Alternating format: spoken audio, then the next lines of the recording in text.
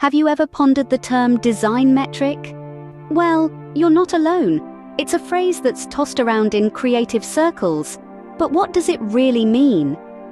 Today, we dive into the world of design metrics and unravel this seemingly complex concept. A design metric, in simplest terms, can be likened to a yardstick. Just as a yardstick measures length, a design metric measures certain features of an implementation. It's a way of quantifying aspects like cost, size, performance, and power.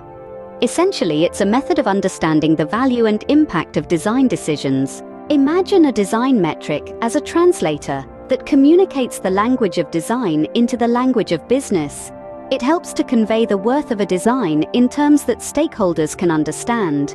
It's a bridge that connects the world of aesthetics and creativity to the world of strategy and commerce.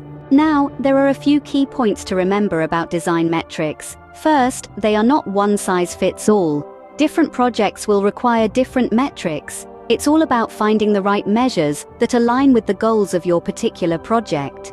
Second, design metrics should be actionable. They should provide insights that can guide future design decisions. They are not just numbers for the sake of numbers, but tools to inform and shape your design strategy. And lastly, design metrics are about understanding and improving the user experience. They help us to see if a design is achieving its purpose. Is it engaging users? Is it driving conversions? Is it enhancing the overall user experience? These are the questions that design metrics help to answer. So, the next time you hear the term design metric, think of it as a compass guiding your design journey. It's not just a measure of cost or size or performance, but a tool that helps you navigate the landscape of design decisions, steering you towards successful outcomes. Remember, a design metric is your ally, not your adversary.